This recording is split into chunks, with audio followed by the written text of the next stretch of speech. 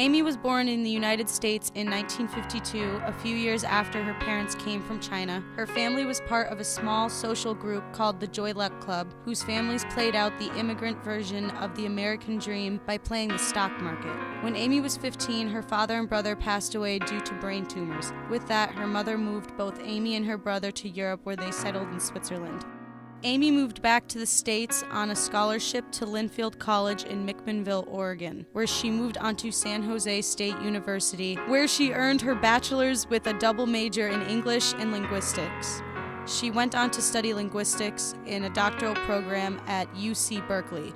The Joy Luck Club was published in 1989 as a collection of short stories.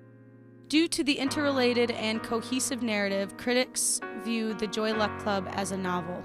Two Kinds is the last story in the second segment of this book.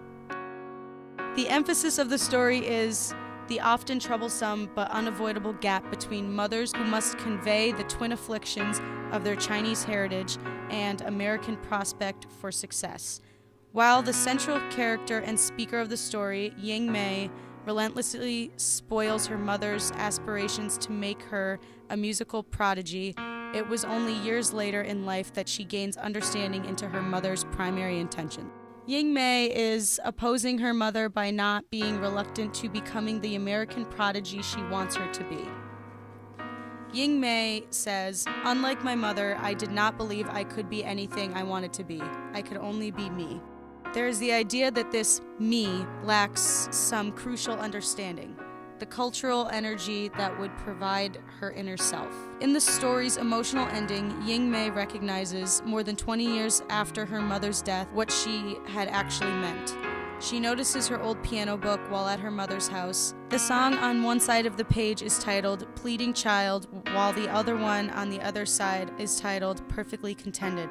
Unexpectedly, she understands that the two titles are two halves of the same song. This vision echoes within the theme of the story, specifically the generational strain between mothers and daughters.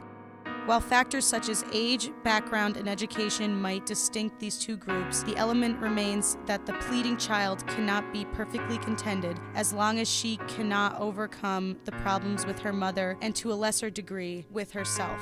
In this fight, she is basically asking herself essential questions of identity. In order to answer this question, Ying Mei had to defy her mother and her ethnic culture.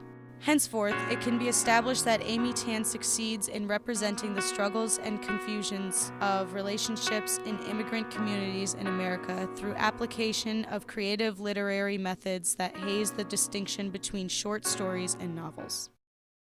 The Joy Luck Club, powerful as myth, says the Washington Post. Beautifully written, a jewel of a book, says the New York Times. Powerful, full of magic, says the Los Angeles Times.